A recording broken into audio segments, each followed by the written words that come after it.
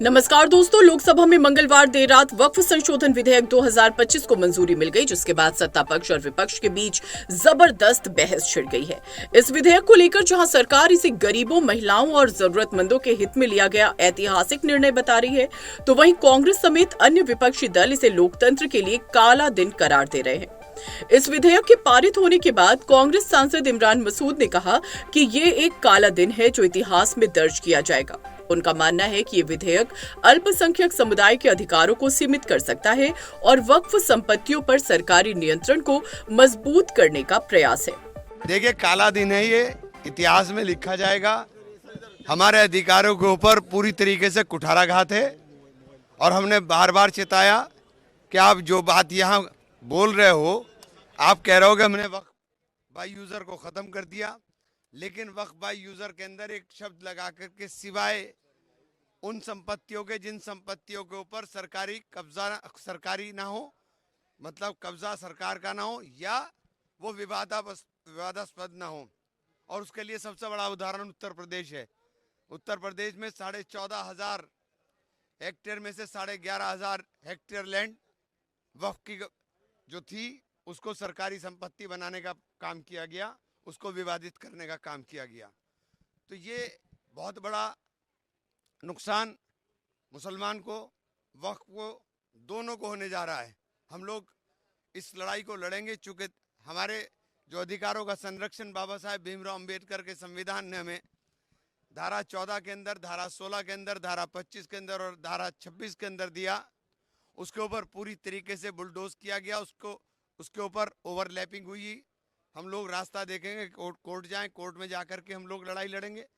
लेकिन ये जिस तरह का काम आज हुआ है, ये इतिहास में काले दिन के रूप में दर्ज होगा।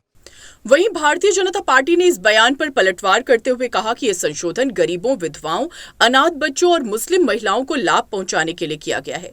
बीजेपी सांसद रविशंकर प्रसाद ने इस विधेयक को लेकर कहा कि रात के लगभग 3 बजे ये ऐतिहासिक निर्णय लिया गया, जिससे अब वक्फ संपत्तियों का सही उपयोग होगा और इसका लाभ गरीबों तक पहुंचेगा। उन्होंने जोर देकर कहा कि सरकार का उद्देश्य पारदर्शिता लाना और वक्फ संपत्तियों का दुरुपयोग रोकना है। रात का लगभग 3 बज रहा है। हमें संतोष है कि ऐतिहासिक निर्णय हुआ है, वक्फ बिल पारित हो गया है और मणिपुर के राष्ट्रपति शासन का अनुमोदन भी हो गया है। बड़ा सवाल यह है कि वक्फ की संपत्ति जनता के उपयोग में आएगी या कुछ के उपयोग में आएगी। आज के संशोधन से ये गरीब, बेवा, अनाथ बच्चे, महिलाएं, बाकी सबों के लिए इसका उपयोग होगा। ये मैंने सवाल किया था और आज आपके सामने कर रहा हूँ। लाखों संपत्ति है, एक यूनिवर्सिटी आई, एक मेडिकल कॉलेज आया क्या, एक स्कूल खुला, एक स्किल सेंटर खुला क्या? क्यों? तो ये जो मुतवल्ली जो सिर्फ मैनेजर होते हैं, कैसे मैनेज कर रहे थे? सच्चर कमेटी ने ही कहा कि कितनी कमाई घटती है वक्त की, तो अब बढ़ेगी और एक नया रास्ता खुलेगा और पसमानदा मुसलमान, गरीब मुसलमान, पिछड़े मुसलमान, जिनकी कोई चिंता नहीं होती थी, वो चिंता की जाएगी। सर, मणिपुर को लेकर भी गृह मंत्री ने विधिवत जानकारी, धन्यवाद, तो हो गया, अच्छा है, चलो। राहुल चले गए थे, मणिपुर पर चर्चा हो रही थी। वो कितने गंभीर है बताने की जरूरत है क्या आपको? विधेयक को तैयार करने में संयुक्त संसदीय समिति जेपीसी के अध्यक्ष जगदम्बिका पाल की महत्वपूर्ण भूमिका रही। उन्होंने बताया कि पिछले 6 महीनों में 38 बैठकें आयोजित की गई, जिसमें 25 राज्यों के अधिकारियों और इस्लामिक विशेषज्ञों से चर्चा की गई। इस प्रक्रिया के बाद 428 पन्नों की एक विस्तृत रिपोर्ट तैयार की गई, जिसे सरकार ने पूर्ण रूप से स्वीकार कर लिया।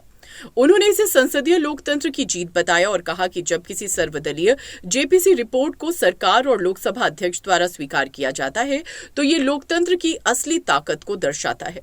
मुझे इस बात की प्रसन्नता है कि हमने पिछले 6 महीने में 38 बैठकें किया और हमने पूरे देश के तमाम राज्यों में गए। जिस तरह से 25 राज्यों के ऑफिशियल्स को बुलाया, पूरे देश के स्टेक होल्डर्स के साथ मिले, चाहे all India Muslim personal law board हो, चाहे जमीयत उलमा हो, चाहे इस्लामिक स्कॉलर हो, वाइस चांसलर हो, फार्मर जजेज हो, और जो मेहनत करके हमने सभी जेपीसी सदस्यों के साथ एक रिपोर्ट तैयार की 428 पेज की। उस रिपोर्ट में जो भी हमने रिकमेंडेशंस किया, जो भी हमने अमेंडमेंट्स किया, सरकार ने पूरी तरह से उसको स्वीकार किया है। तो अपने आप में ये एक जेपीसी की रिपोर्ट नहीं स्वीकार हुई। ये आज भारत की पार्लियामेंट ने एक पार्लियामेंट्री डेमोक्रेसी में सरकार स्पीकर के द्वारा बनाए गए ऑल पार्टी की जेपीसी की रिपोर्ट को स्वीकार करना, मतलब ये रियल पार्लियामेंट्री डेमोक्रेसी है। तो मुझे तो बहुत संतोष है आज, और मुझे लगता है कि इसके बाद भी अगर विपक्ष ये कह रहा है कि काला दिन है, तो ये काला दिन उनके लिए हो सकता है। पूरे देश के गरीब, आम मुसलमान या विधवाएं, महिलाएं, बच्चों के लिए तो आज ईद और बकरीद का त्यौहार है, उनके लिए खुशियां हैं, क्योंकि उनको अब एहसास है कि ये सरकार जो अमेंडमेंट लेकर के आई है उस वक्फ का रखरखाव करेगी, वक्फ की संपत्तियों का ऑडिट होगा, और उनकी इनकम, जैसे सच्चर ने कहा था, जस्टिस सच्चर ने, कि कम से कम 12,000 करोड़ की आमदनी होनी चाहिए, और आज वक्फ बोर्ड तनख्वाह देने की स्थिति में नहीं है, और जो वक्फ का फ़ायदा वो मुतवल्ली ले रहे हैं, तो कम से कम आज के इस अमेंडमेंट से देश में एक नया अध्याय शुरू होगा। वो कब तक लोगों को गुमराह करेंगे, कब तक धोखा देंगे।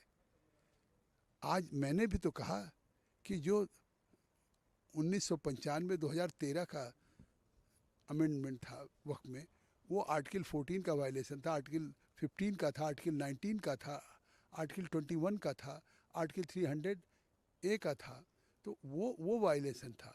और अगर वो वायलेशन हुआ है तो मैं सोच सकते हैं कि उस में आज एक अमेंडमेंट करके सरकार ने एक संवैधानिक स्वरूप किया है।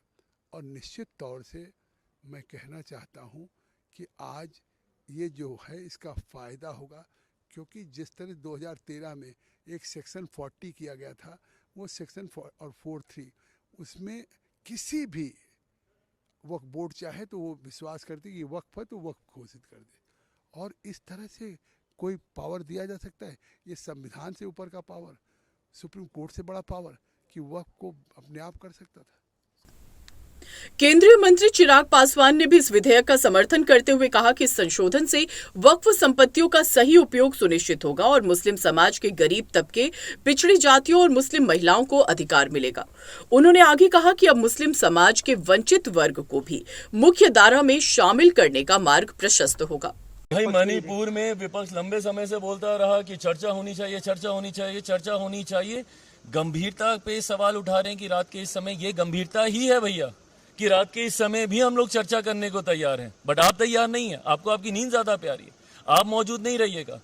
इतने बड़े पूरे मुसलमानों को इकट्ठा करेगा विपक्ष, सब करेगा, और जब उसको इंट्रोड्यूस किया जाएगा वफ्द के संशोधन वाले विधेयक को, तो उस वक्त एलओपी मौजूद नहीं रहेंगे। मणिपुर पे जब गृह मंत्री जवाब दे रहे होंगे, प्रधानमंत्री आते नहीं, गृह मंत्री बोलते नहीं, दुनिया भर के सवाल खड़े करते हैं, और जब गृह मंत्री जब जवाब दे रहे हैं तो आप उस वक्त सुनना भी जरूरी नहीं समझेंगे। एलओपी की जिम्मेदारी होती है, बैठिए लंबे समय तक। आपके पूर्व के जो एलओपी थे, अभी की पार्टी के थे, वो बैठते थे, सवाल करते थे, पूछते थे, काउंटर क्वेश्चंस होते थे, बट आप मौजूद ही नहीं रहेंगे और इतने गंभीर विषय पे नहीं रहेंगे, तो ये आपकी गंभीरता प्रदेश के उन लोगों के प्रति दर्शाती है और समाज के उन लोगों के प्रति दर्शाती है जिनको लेकर आज दिन भर चर्चा होंगी। नहीं, देखिए, इसका हम लोग समर्थन लंबे समय से, हम लोग चर्चा के बाद जेपीसी में लंबे समय से इसको लेकर बहस हो रही थी, लंबे समय तक इसको लेकर चर्चा हो रही थी। हम लोग के जितने कंसर्न्स थे इसको लेकर जेपीसी में हमारे पार्टी के रिप्रेजेंटेटिव वरुण भारती जी के द्वारा ये तमाम बातों को रखा गया है वहाँ पे, और मुझे खुशी है इस बात की कि कई ऐसे अमेंडमेंट्स हैं जो हम लोग के स्वीकार भी किए गए हैं।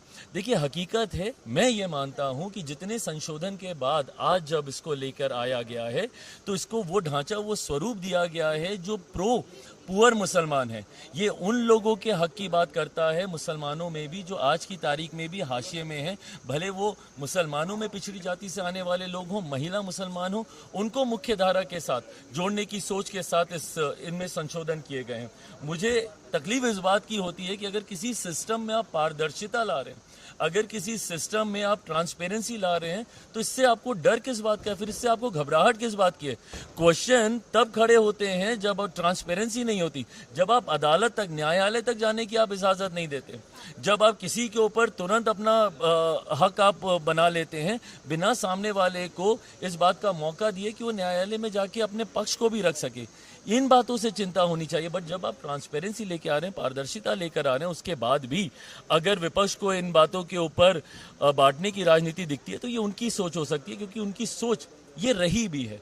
उन्होंने हमेशा लोगों को डराकर, खास तौर पे मुसलमान वर्ग को डराकर भ्रमित करने वाली बातें उन्होंने हमेशा की हैं। उन्होंने सीए को लेकर भी यही कहा था। सीए को लेकर मैंने इसी सदन के पटल में मैंने कहा था कि हाथ कंगन को आरसी के, आने वाले समय में पता चल जाएगा कितने मुसलमानों की नागरिकता गई। एक नागरिकता देने वाले कानून को नागरिकता छीनने वाला कानून बताकर देश भर को आगजनी में इन लोगों ने, विपक्ष की पार्टियों ने झोंकने का काम किया। आज आप मुझे बता दीजिए, इतना समय बीत गया, किसकी नागरिकता छीन ली गई? सीए को लेकर या फिर धारा 370 को लेकर इन लोगों ने दुनिया भर का माहौल बनाने का प्रयास किया। इस बार के लोकसभा के चुनाव में आरक्षण समाप्त हो जाएगा, संविधान की हत्या कर दी जाएगी। किसका आरक्षण छीन लिया गया? कहां का संविधान खत्म कर दिया गया? झूठा नैरेटिव सेट करना विपक्ष की आदत बन गई है। और जो लोग मुझ पे और मेरी धर्मनिरपेक्षता के ऊपर सवाल उठाते हैं, भाई मैं उनका बेटा हूं जिन्होंने अपनी पार्टी को समाप्त कर दिया 2005 में मुस्लिम मुख्यमंत्री बने, इस बात को कहते हुए। मैं रामविलास पासवान जी का बेटा हूं। मैं उनकी विचारधारा के साथ तो कम से कम कभी समझौता नहीं करूंगा ना, जो लोग मेरे सेकुलरिज्म के ऊपर सवाल उठा रहे हैं। मेरा समर्पण समाज के उस वर्ग के प्रति तो है, पर उससे ज्यादा मेरा समर्पण मेरे अपने पिता के विचारों के प्रति है। उसके साथ तो मैं समझौता नहीं करूंगा। और आने वाले दिनों में बिहार में 6-7 महीने में चुनाव है, पता चल जाएगा कि कौन सही था कौन गलत था। सरकार का दावा है कि इस विधेयक से वक्फ संपत्तियों के दुरुपयोग पर रोक लगेगी, पारदर्शिता बढ़ेगी और जरूरतमंदों तक इसका लाभ पहुंचेगा। हालांकि विपक्ष ने सरकार पर आरोप लगाते हुए कहा कि ये विधेयक वक्फ बोर्ड की स्वायत्तता को कमजोर कर सकता है और इससे अल्पसंख्यकों के अधिकारों पर असर पड़ सकता है। अब सभी की नजरें राज्यसभा पर हैं, जहां इस विधेयक को पारित करने के लिए सरकार को बहुमत जुटाना होगा। विपक्ष ने पहले ही इसके खिलाफ मोर्चा खोल दिया है और ये देखना दिलचस्प होगा कि राज्यसभा में इसे कितनी आसानी से मंजूरी मिलती है। फिलहाल देश भर में इस विधेयक को लेकर तीखी राजनीतिक बहस शुरू हो चुकी है और सियासी घमासान तेज हो गया है।